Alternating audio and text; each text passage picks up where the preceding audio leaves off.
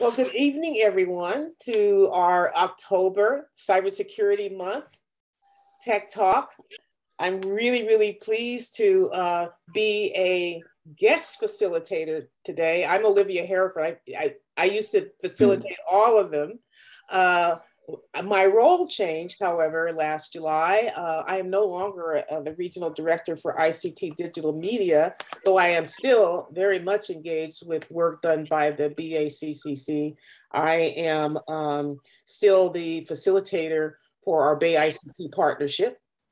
That brings together all of our employers, industry, community partners, and workforce development, faculty, and students for events like this. And I'm on a really new, excited project on the digital media side of the sector, which we hope to bring a little bit of information to you about that in our December Tech Talk. We are developing a program to prepare students for virtual production, which is, if some of you don't know what that is the new technique of making movies using game engines. So it's really pretty exciting stuff that I'm working on. But I still have a foot in cybersecurity. I am on the leadership team for the local chapter of Cyversity. And I'm also taking an active role with Next Gen Cyber Talent. I think those of you who have attended Tech Talks for our partnership with Next Gen Cyber, a lot of our San Francisco City College students are involved with that program. I'm really excited to be doing employer and student engagement on their behalf. And I'm going to get more active with the Bay Cyber Project, where we do our competitions and camps. So I'm really feeling very fortunate that I can still be involved in getting more of our students into the cyber workforce. And so I'm really excited today to have Christina here with us. And by the way, our promo said that we were also going to have Soledad with us tonight, but she has requested to do her Tech Talk in November. So that's a good thing. So we're going to hear two very different stories, and each of them will have a lot of time now to share with you what got them to this point, their whole experience as a student, and now as professionals in the field. So just to get started, before I introduce you to Christina, or Chris as we call it, let me go here. And just some logistics. Ask that you, if you can, use your camera, if you're comfortable with using your camera or an avatar, so that we see who we're talking to. And please stay on mute, and unless you have a question, because we will open up at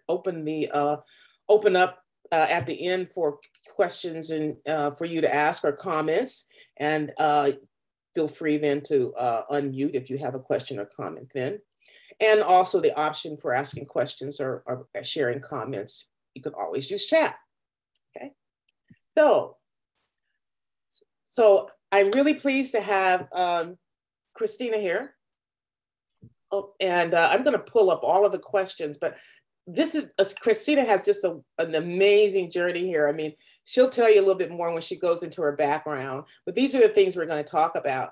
But to kick it all off, Christina came from getting her initial education in recreation administration.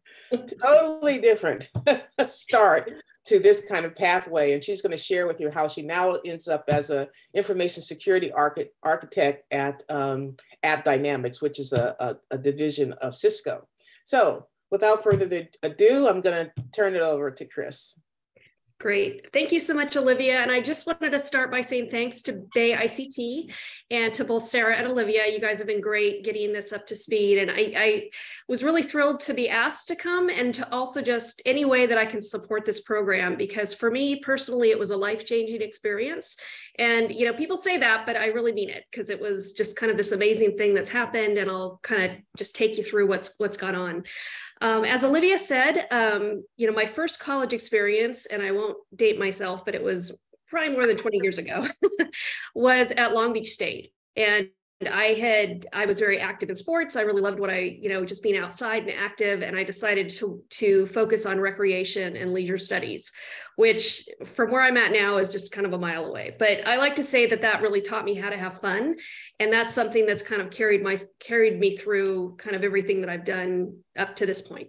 So straight out of college back in the day, I started working for municipal recreation departments. And I did that for about 15 years, worked with kids, worked with sports, did just pretty much everything you could do in recreation. Really enjoyed it, had fun, but got burned out. You know, with any position that you have, I think if you do it for more than several years, even if you love it, it just can start being tiring. And I did it for 15 years over 5 different cities that I worked for. I moved from the Southern California to the Bay Area, you know, but I kind of thought I was going to do that my whole life, and that just didn't happen. So after that, being burned out, not wanting to really, you know, continue in that vein, I decided to just get a job. I was like, I don't even care what I'm doing. I just want something that will, you know, work for me. So I looked on Craigslist, as you did back in the day. That was about 10, 12 years ago. And I got a job at a homeowners association. And personally, I was never a fan of HOAs, so to speak. I'd never lived in one. And I lived and worked in Alameda, and it was kind of an interesting thing and basically my title at that time was architectural manager. And it's funny because my current role is architectural information security person. And, you know, being an architect at an HOA is actually like painting houses and doing things that affect the building of things. And that's actually somewhat similar to what I do now, but in more of a philosophical sense than an actual getting your hands dirty kind of thing. So while I was there for about 10 years. And while I did that, I kind of by default also became the IT person. We had a system administration person who left after a couple of years. And I was kind of this person that just had always been good at technology. I liked computers, and I found out that I was really good at it. So I kind of just started, and I had always been good at computers, it's just something that kind of came naturally to me. And so at the HOA, I started doing for our small office, but we ran our own servers. We had like 3 different servers that we ran for everything. We had IT people that we would bring in for kind of heavy lifting type projects. And I always shadowed them, and I always, you know, got to be friends with them and learned more from them. And one of those people was a guy named Dave Peterson, and he owns a company in the Bay Area that I started working part-time for, in addition to doing my regular duties at the HOA. And I just found out that that's really what I liked. And that was more and more every day. I just wanted to do the computer stuff. And I just got tired of dealing with angry people and getting yelled at and all these great things that happen when you work for HOA. So anyway, with that, you know, started doing that with Dave. He was a great mentor to me. He and his wife are both in tech, so I would talk to both of them. And I decided, well, I need to really, the way that in discussing with him was to validate my experience, because I had a lot of knowledge, but I didn't know how I knew things. It just kind of came natural sometimes. So I started going to my local Alameda City College and took a couple courses, and they were okay. They weren't, you know, it was kind of general type tech stuff and IT. And I was thinking I was going to work in IT. And then there was a class that I saw in the catalog for Peralta colleges, and it was based at Merritt, and it was server security and administration. And I was like, well, that kind of sounds like what I do. I'm dealing with these servers and needing to know how to secure them. And we'd already had a couple things happen while I was at the HOA. We actually had a ransomware attack and had to kind of deal with some of these things. So I was already kind of learning that stuff just because of my job at the time. So I show up to this class, and at Merritt, they only did Fridays, which was kind of great, because the other classes I'd been taking were at night, and that was kind of hard with work and everything. And my boss at the time was really supportive, and he agreed to let me have Fridays off to go to school. And that was, I realized, a huge, you know, benefit for me.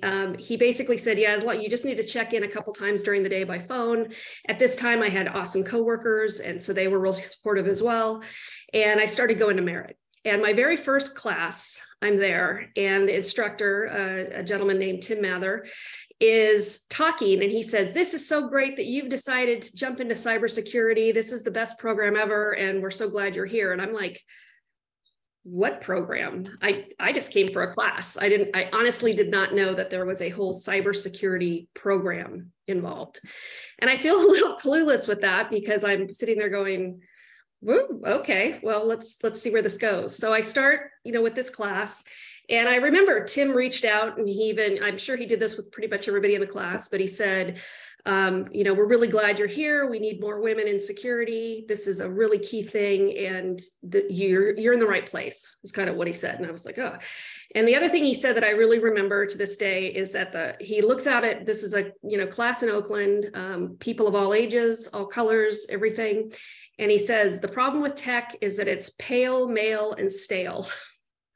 And he said that's a Jesse Jackson quote, so he didn't take credit for it, but that just kind of was the epitome of, yeah, that's a problem. I've been in the Bay Area for a while. So anyway, so that was kind of a starting off point. So as I started taking classes, it was a 2-year program, and I wasn't sure what I was going to do, but I kind of decided, well, after about taking these classes, the first year I kind of was just going to school and doing my thing and not that involved.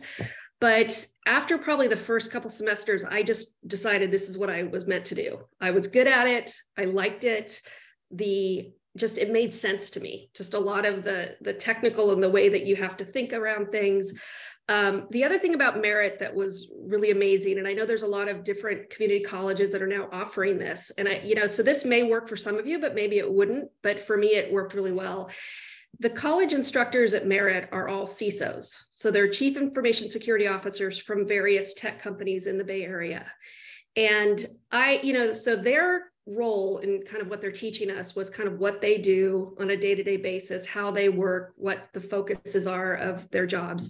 But they also didn't really give you here's how you scan a system. They don't give you the directions. You had to find that out on your own. So it's we use, whatever program or whatever, product that they were talking about that, something that was available online.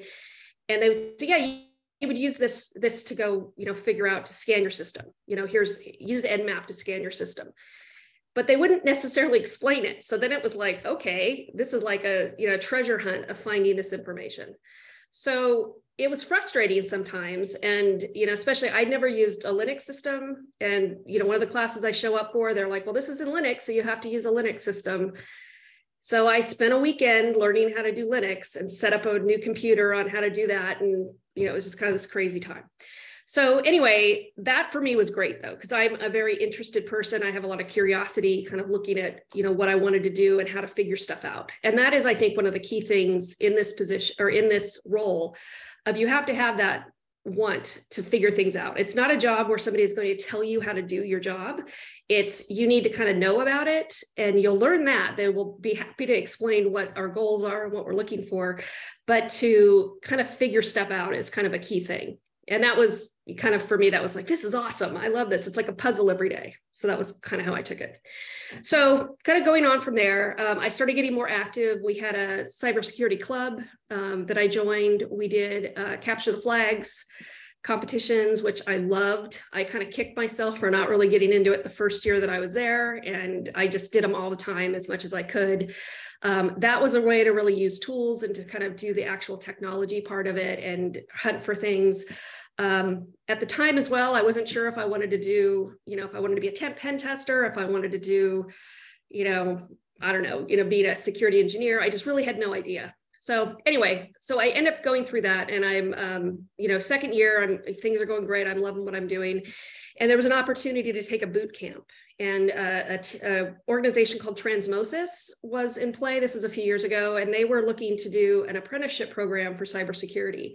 So they did develop that in California and in Nevada.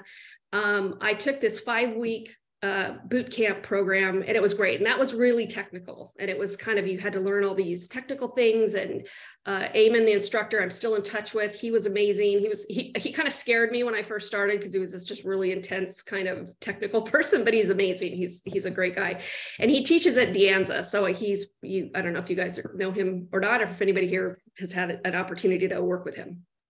Anyway, So that was great. I took that. And while I was at Transmosis, they actually gave us they told us that they're going to allow us to take a SANS certification. So SANS offers all these different certifications that you can take. And so I went to the website just to kind of learn about what SANS was. And while I was there, I see that they have a Women's Immersion Academy.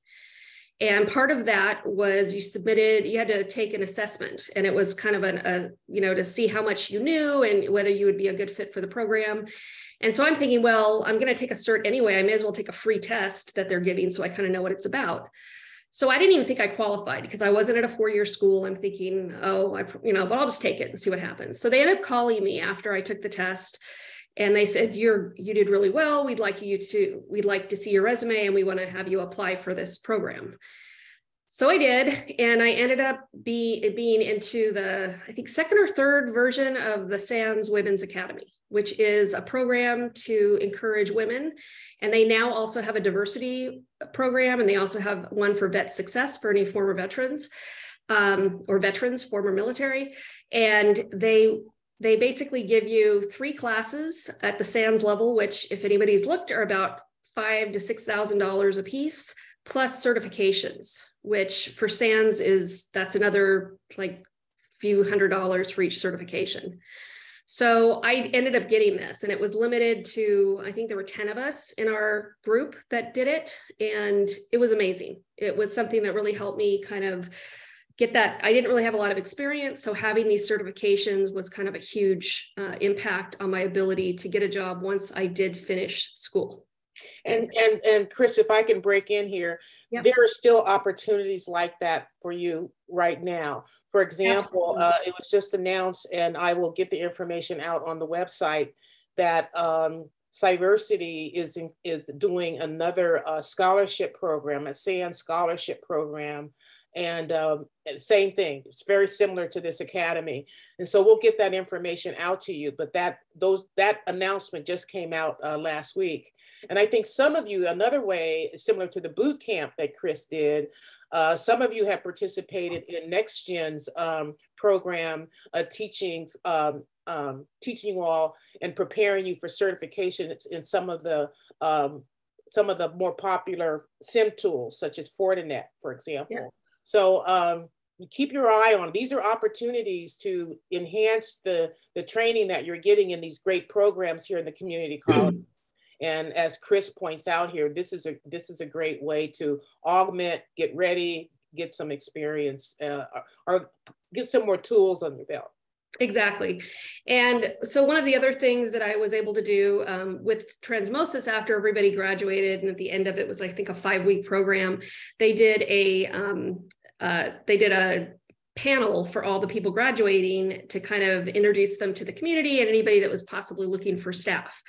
So I did that, and I happened to meet a person there who, I got up and we had a little 5-minute spiel to talk about, what our experience had been. And Michelle Koblis is her name. She came up to me and she was just like, you should go. We started talking and we kind of hit it off, and she gave me her card and she said, well, when you're ready, let me know. She goes, I work for a consulting company and we're always looking for new talent and different things. So I'm like, okay. So a few months goes by, I do the SANS program. It was those 3 classes within 6 months, which was a lot of work. I did not have a social life during that time. I basically really focused just on school and getting things finished. I had once I did kind of finish work at this time, I'm kind of checked out of work because at the HOA, even though I'm kind of going through the motions, they're like, are you done yet? Can you just go? Because we know you're not here for much longer. So I did. I was finishing up with SANS and I reached back out. Well, I'd had a couple opportunities through Merritt, so I have to give some credit there too. Kind of wrapping up our last class, we had to do presentations, and we had, I think there's 6 or 7 CISOs that actually came to our class to judge our final projects. And from that, I had 3 phone calls inviting me to come interview with their companies because they had seen me do my presentation. And so I was kind of like, well, this is pretty cool. And so I did do a couple interviews, and they weren't quite the right fit for me at the time, because I still didn't know what I wanted to do. I was kind of like, do I do a pen test? Am I a pen tester? Should I try that? Or, I don't know. So a couple of the interviews were like, they just wanted a straight security engineer, or they wanted somebody that did a lot of coding. I'm not a coder. That's the one thing that I just am not good at. I just don't have the mindset. I can kind of fake my way through Python, and that's it. And I can read code, but I can't write it. I just suck at that. But anyway, so during that time, so, a couple more months goes by, I had a couple other interviews. And then I called Michelle back, who I had met, several months before. And I said, I think I'm ready for a job. What were you talking about when we talked? So she explains that she works for this small consulting company in San Jose, and that they work primarily with startups, and they go in and they act as the security team for a startup. And so they were looking for somebody specifically in San Francisco. I lived in Alameda at the time, and they go, so we think you'd be great for that. So I did. So I took the job. I actually took it for a lot less money than was probably a starting pay for that type of a job. So for an analyst job, I'll just tell you, I started at $75,000 a year, which was a little bit more than I had been making. But from when you start looking at the, various opportunities and what's available, and, what kind of experience, I just felt like I didn't have enough experience to really get in there and know what I wanted, because I was still kind of figuring stuff out. So it was an awesome opportunity, and I ended up working there for 2 years. And with Truvantis, it was great because I would, for example, my week would be, I think I'd go to like 6 different offices in the course of 4 days in the city. So I was walking all over the city, from startup to startup and doing anything. So like some places I would do scanning tools, and I would run compliance information on, or help doing their SOC 2s, which was kind of compliance stuff, contract revisions and reviews with the attorneys. And then also working with all the engineering teams about what needed to be implemented as part of security.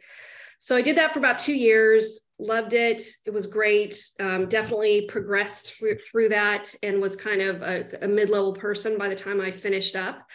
And then I did something that I was surprised about, because I had never wanted to go into corporate. I was like, oh, corporate is so, everything I'd heard about it. I'd worked mainly for nonprofits or cities.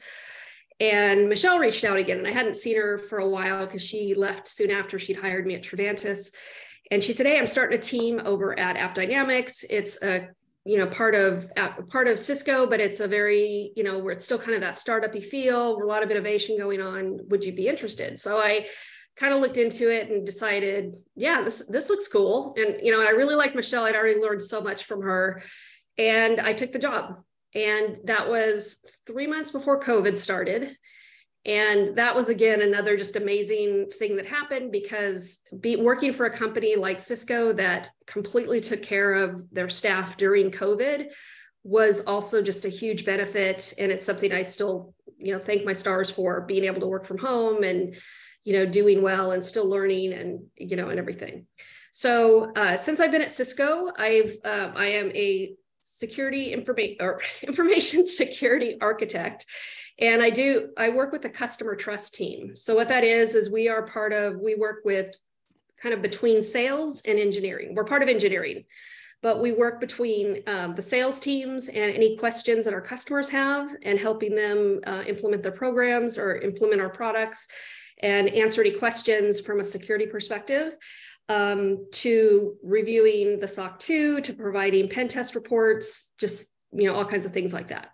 So I've been doing that now. It'll be 3 years in about 2 weeks. So it's almost 3 years, and it's been amazing. I love what I'm doing. One of the things I mentioned, I was actually we were short a staff person in Europe, and I volunteered to go to Europe for 6 months. And so they paid me to go live in London for 6 months during COVID, which wasn't ideal, obviously, because things were pretty locked down.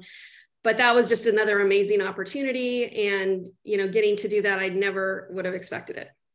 But, I've kind of rambled on here. Sorry. That's probably why Soledad left, is she knew I was going to talk too much. So Anyway, so well, you're running right through the questions, right? And okay.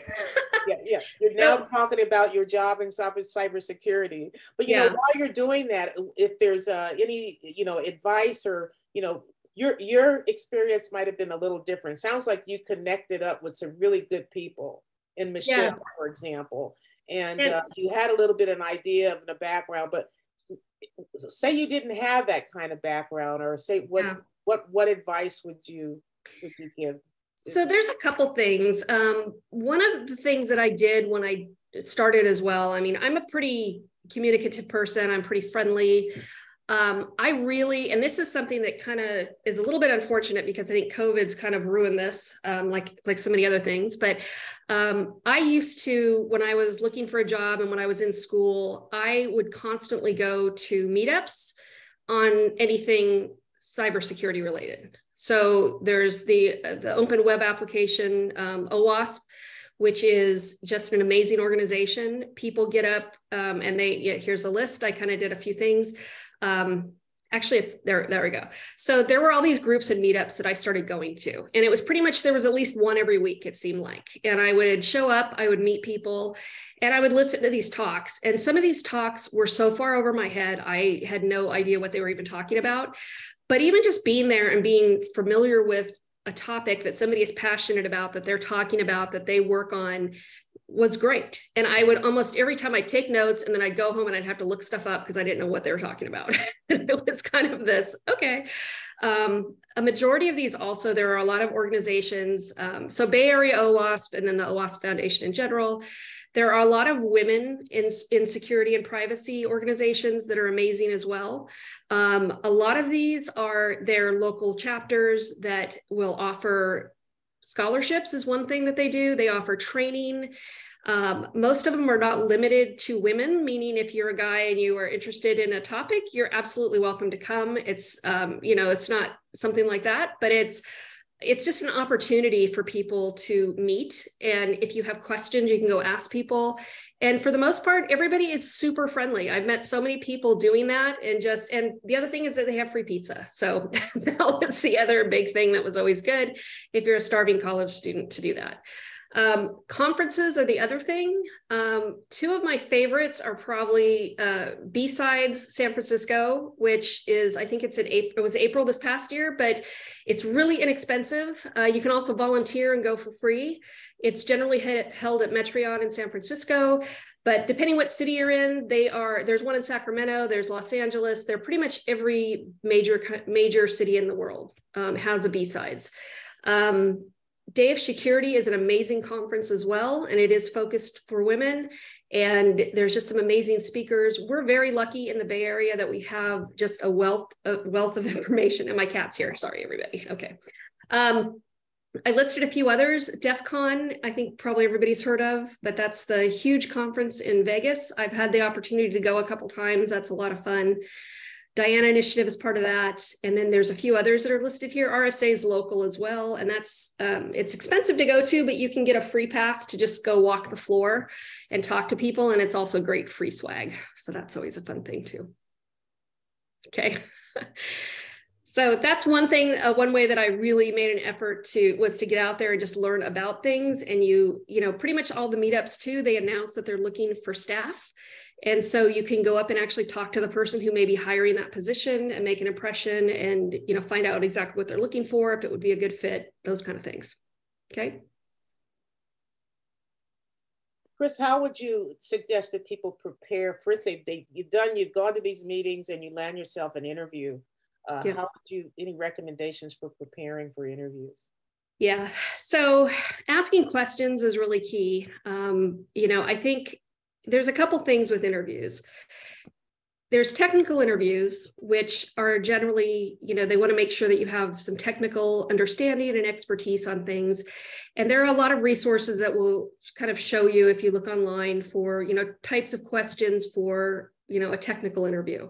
When we do them where I work, the person that does a technical interview is usually one of our security engineers.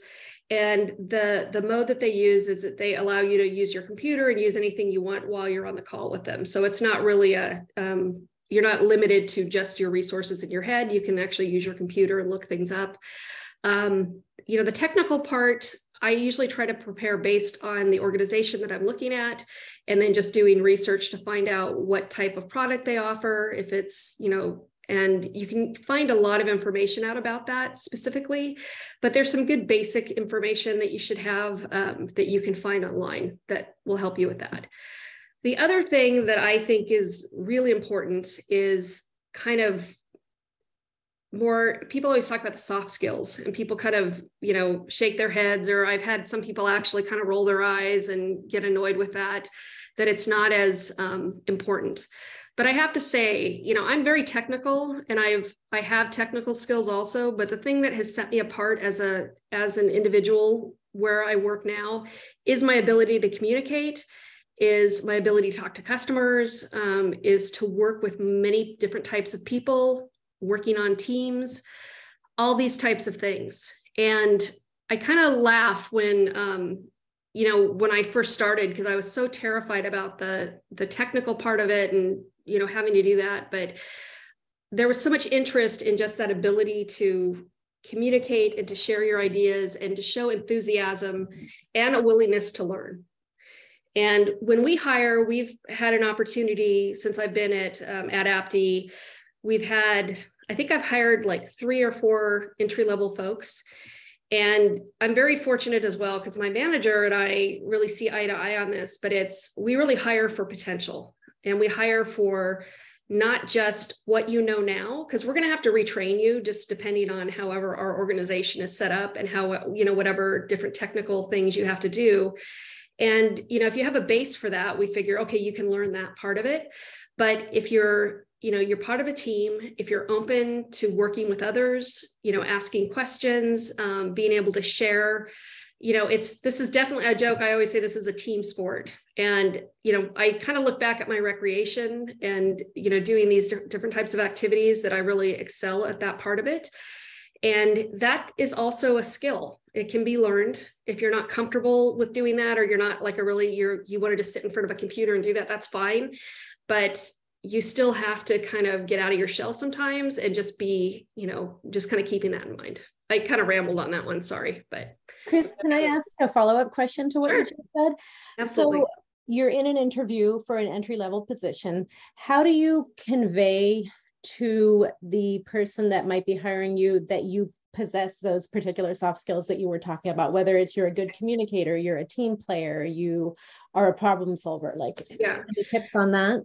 That's an excellent question. So the way that I've done that is I really look at any experience that I have had in my life up to this point can be transferable. And I have talked to some students that will say, well, I don't have any experience, so I'm horrible at interviews because I have no experience. And I'm like, what do you do? And they go, well, I work in a restaurant. I'm like, oh, you're customer facing. That's great. So you help people. You're really good at solving problems on your feet when you have to be there. You have an ability to deal with upset people, because there's always somebody that's complaining at a restaurant, or, when you were a server or something that they were unhappy about, how you handled that and how you were able to convey that. So I try to, whenever I've done interviews and like I've been asked something and it's maybe something that I really don't feel I have a lot of experience in, I will try to take an experience that I do have and kind of fit it into that role, or something at least close to it, to kind of share that ability to do that. Problem solving is a great one as well. I mean, pretty much anything you do in school is problem solving. I mean, you can talk about working with teams, like, being at school and having to work as a group, and how you were successful at that. That was something I think at Merritt, there was a lot of people too that they just wanted to do it on their own. And we would get assigned groups. And I know why they did it is because that's the way it is when you work. You're not just going to be able to go off and do it by yourself. And, it's a group effort on so many different things. So, that's, I think, kind of a key part of it. And then just, being your honest self, is always good too. So the next one, who were some of the people that influenced you? Not only in your career, but also while you were a student? Yeah, so many. I honestly, I have been so fortunate. I mean, every city that I worked for, we had an IT person, and I always got to know them for some reason. They'd come to our office and they'd have to fix something, and I'd always be like, "What are you doing?" And just kind of wanting to figure stuff out. Probably about 2 years ago, I had fiber installed at my house, fiber internet. And the guy that came to install it, I was like, "Oh, I've never seen fiber installed." And he thought I was nuts. And I'm like, "Well, how do you do this?" And then he's totally showing me how they do fiber installation and how they figure this out. I look at all those experiences, and anybody that has ever given me knowledge or any kind of information, I'm so appreciative of, because I'm just a curious person. And so for somebody to understand that and be comfortable with it and be able to share that, I try to do that as well. It's kind of interesting when you kind of look back, because at the time, I don't know that I really always appreciated that or even understood that some of those interactions that I had were people that just kind of were amazing. At Merritt, especially, the instructors that were there were several instructors that were all CISOs. It's interesting too, we've talked about there needing to be more women in tech. Pretty much every instructor that I've had was male. And, people will say, well, that kind of sucks because they're, but the thing is that they're all there for the right reason. They are encouraging people, and to be an ally is such a huge thing. I work in corporate, and I'm a little older than probably a lot of you on this call, but it's funny because I hear people that complain about, a lot of the terminology and a lot of, just negativity about being open and being diverse and being, having that ability just to make everybody successful. And that's something I find so wonderful that we have this, and that's one of the things with corporate. I was totally like, oh my God, it's going to be so weird. And they always talk about all this stuff, but it's been an eye-opening experience. And I see how it works and the difference that it makes. And working for a company where that's important, I will never work for a company where it's not important again. I mean, it's just like, the other thing too, I have to say is I came from, I mentioned that I worked in recreation. And one of the areas that I was really good at when I did recreation was sports management. And there were not very many women in sports management at the time. And this is like 20 years ago.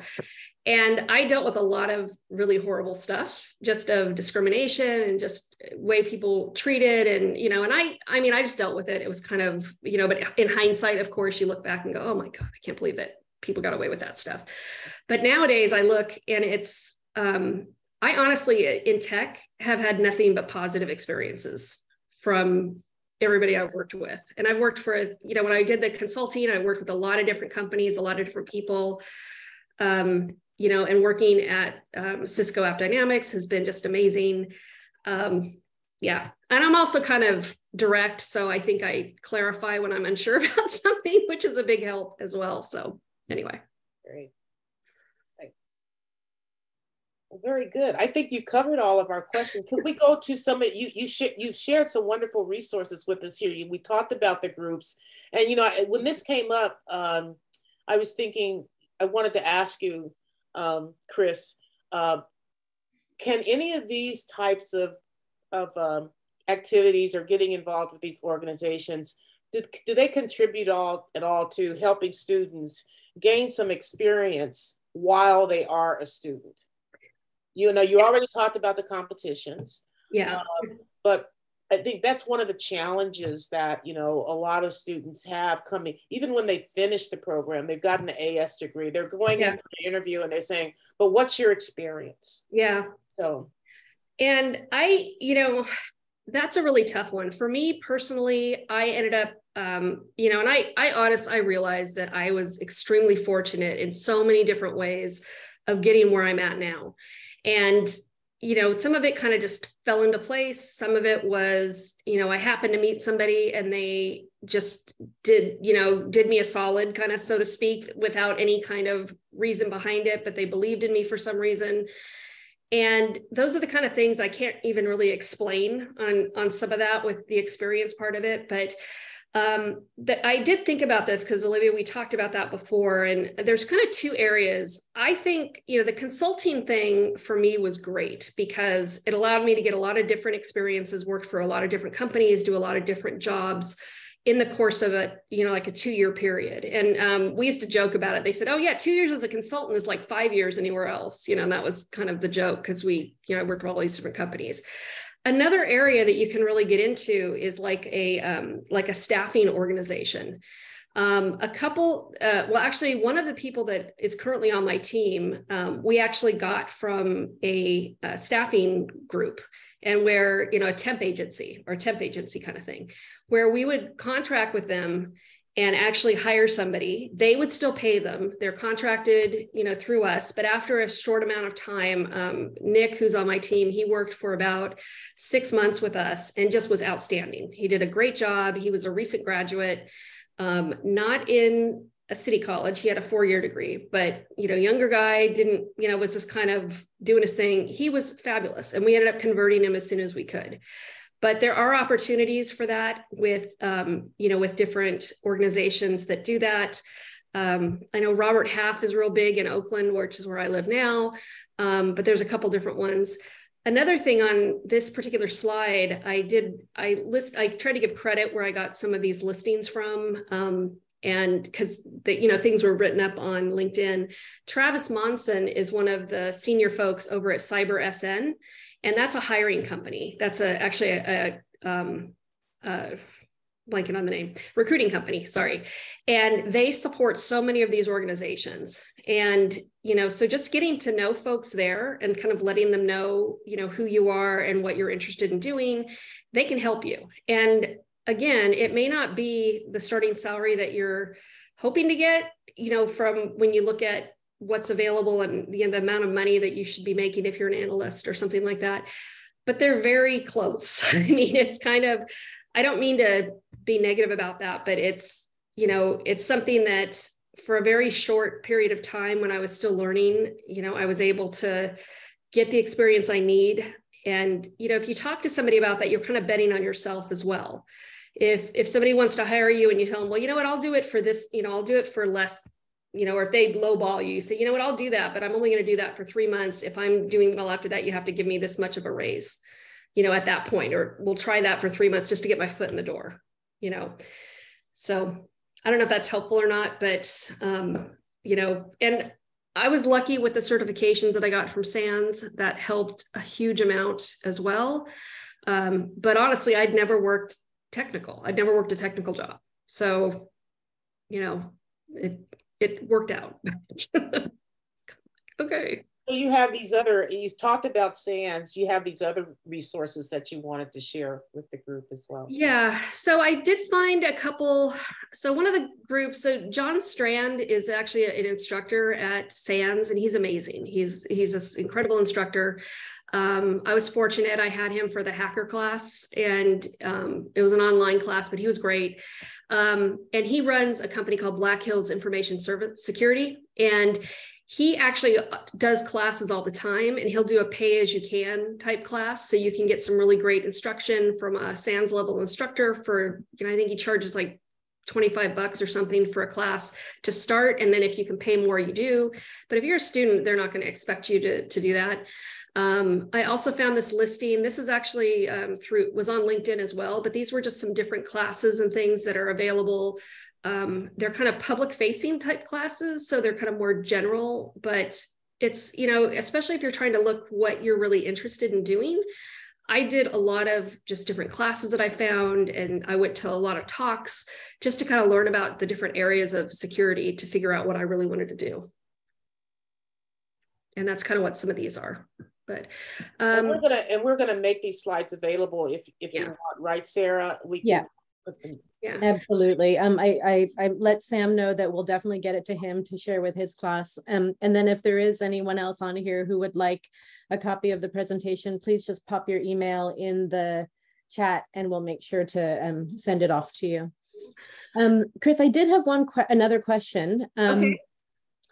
One thing that we haven't touched on is the role of mentors And I'm just wondering, like, you know, how does that play into your journey, or like in other careers that you've seen around you? So it's interesting because there's formal mentors where you actually meet with somebody, you know, and have like scheduled time periods that you will, you'll work toward goals with the person that can help you. I have not done a formal mentorship before. Most of mine have been a little more informal, where I've met somebody and I will often meet with them and ask questions and kind of get their takes on things. I usually end up just becoming friends with them, and then I just, you know, we end up helping each other and being resources that way. But that's an excellent way to do it as well. If you are able to find somebody that is willing to do that, this is kind of where LinkedIn comes into play, where, you know, you can just make connections with people. And as you can kind of follow them, see what they're about, see if that's somebody that you really have an affinity of what they're talking about and what, you know, what their goals are, and kind of if you think that would be something that could help you. The other thing is a lot of the organizations that I mentioned, that I showed on the other slide, actually have mentorship programs as part of the professional organization. So there are professionals that will sign up to be a mentor, and they will make a point of connecting you with a mentor. And I've had a few friends that have been very successful with that and have just, they swear by it. That's kind of their, you know, that's what's really helped them. And it can be everything from helping with, you know, interviewing and, you know, talking through a possible interview and mock interviews and things like that, to, you know, kind of identifying what area of security that you'd like to work, because there are so many different areas that cybersecurity affects. You really can do anything. I kind of started writing out just the different titles of jobs and things that, when I started, I had no idea what I wanted to do. And it's just, luckily it's worked out for me with kind of where I ended up. I don't think I would have picked security architect had somebody offer, you know, like said, well, pick which one of these you think you're going to do. I would never have made it, you know, probably pick that. But I love it because it's kind of theoretical. I'm very technical. I still have to explain technical processes to people, but it's also in a supportive way of helping our customers and solving problems on a daily basis. And this is the last slide that you had, right? Yeah. About the competitions. Oh yeah. So these are some capture the flag competitions and organizations that have some really cool CTFs that you can do. The platforms on the right-hand side are actually where you can kind of practice some of the skills that a lot of the CTF competitions will ask you to do.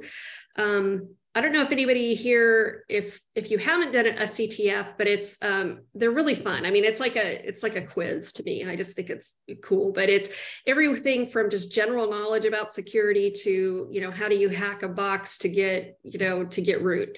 I mean, it's just kind of everything from, you know, all the different ways of taking advantage and where vulnerabilities lie and whether you can exploit them. So the platforms on the right are great because it's basically a, you know, an actual website that you can go to that you could, you know, that you can actually hack away and, you know, try to get through it. They also have challenges there, and then you can practice and do that. And that gives you some real experience as well. We have a couple of questions in the chat. Okay. The first one is, and Henry, you might need to help clarify a bit, but the question is, to work in IT or cybersecurity, are these two different departments, divisions of a firm? Yeah. So IT is information technology, and that generally from where I'm at, like at Cisco, what IT is they're the ones that kind of keep everything running. So like you know, my laptop that I have and the VPN that is set up and the variety of networking and everything that is going on in Cisco in order for the employees to do their job. And then also to, you know, put on our, basically, you know, host our applications, things like that.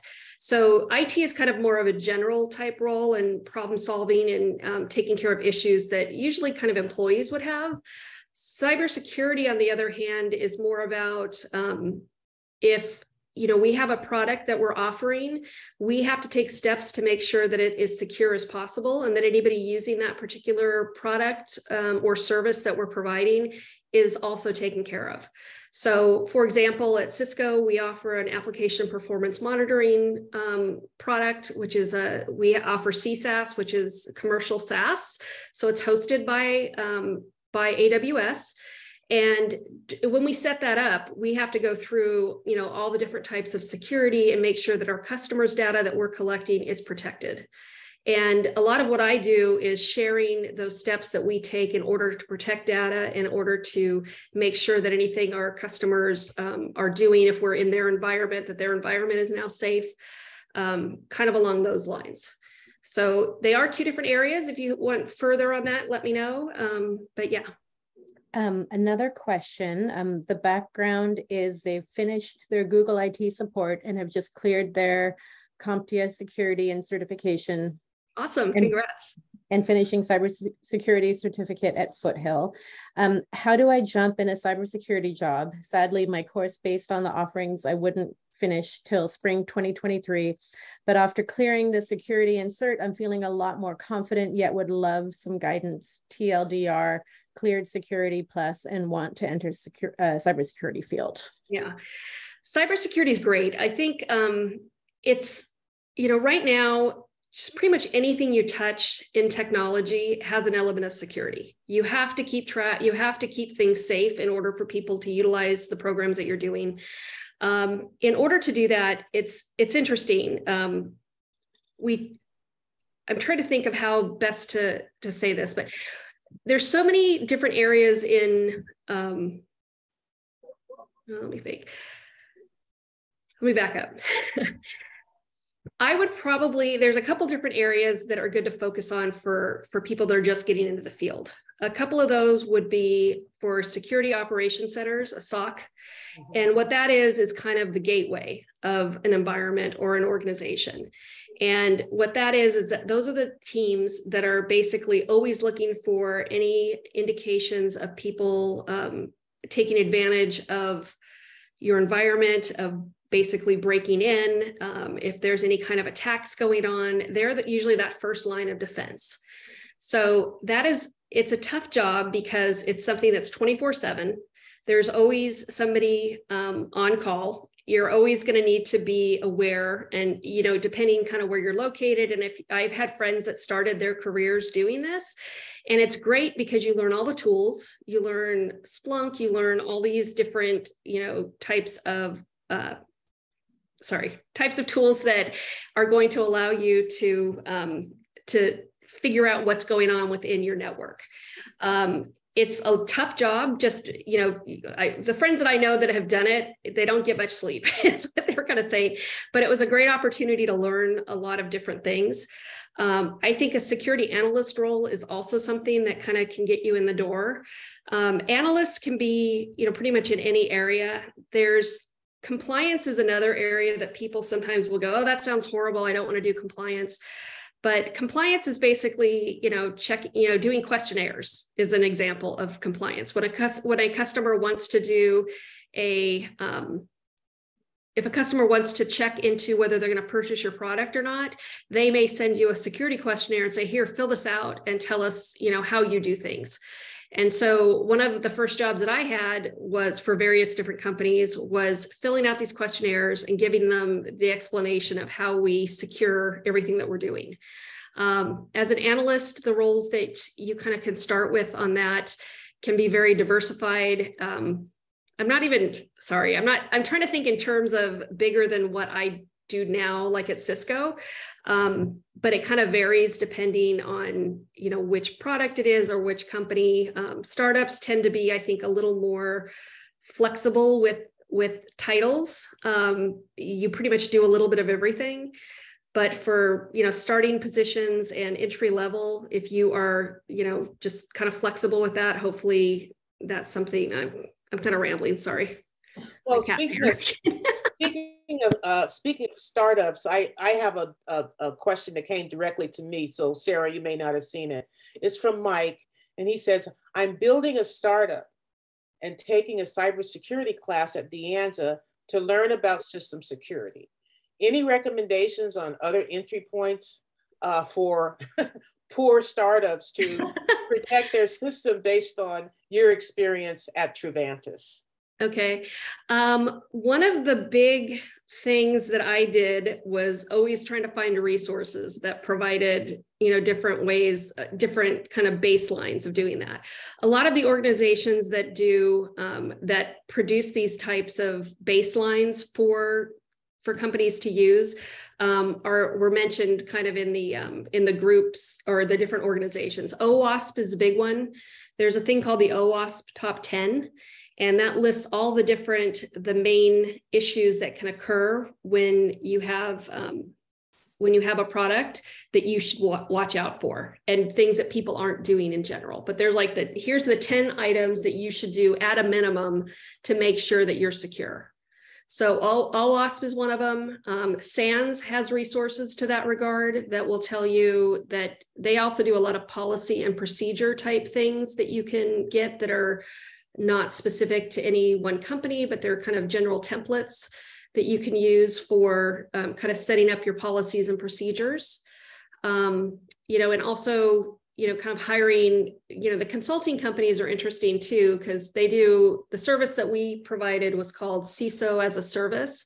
So we would come in and be the chief information security officer, but they had all different levels. So you could hire somebody just for a couple hours a week, that could kind of come in and help you with certain areas.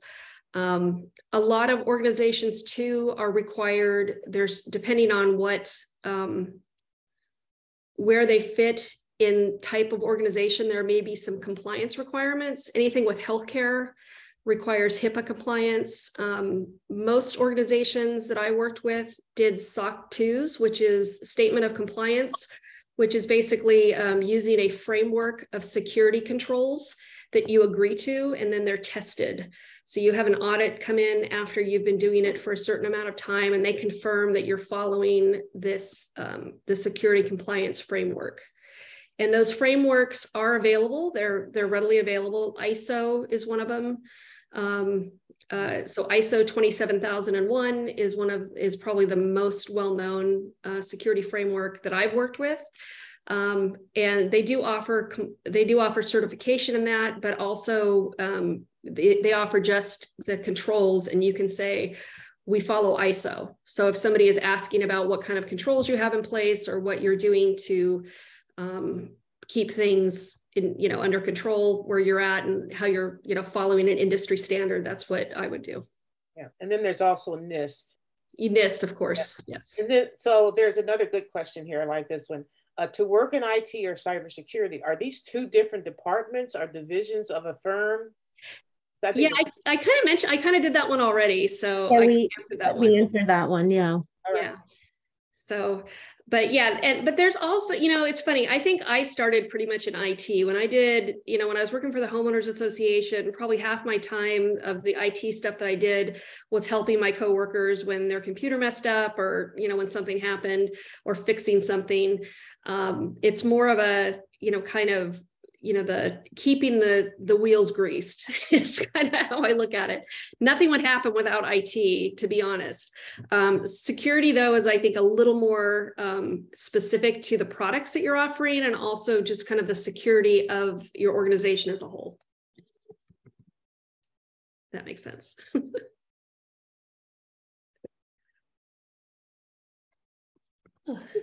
Did we get them all in chat, Sarah? There's one that just popped in. Do you feel like finding ICT positions or discovering the opportunity is a problem in the security market? I don't. I think there are opportunities. It's so frustrating though, and I still see this when I'll look at job things, it'll say, oh, entry-level position, and it's like 4 years experience. It's like, that's ridiculous to me. One thing I would say, the other advice that I have is, if you see a job posting that you're interested in, and it has like things that are, way outside of your experience level, or maybe things that you're not understanding, apply for it anyway. you have no idea. They're asking for the moon when they put out these, these applications. And very often, even if it says 4-year degree required, it's like, you know what, that's not even realistic anymore. And so many times they'll look at it and they'll go, oh, well, this person I've met, they have all this other life experience. They went to a 2-year school. You know what, this program I've heard of, it's great. We'll go ahead and waive that. That happens all the time. So I wouldn't be discouraged if you see a job description that you don't feel that you're qualified for. And the other thing too, I've mentioned this a couple of times too, is that anything that you do that you want to be good at, you are going to have to practice.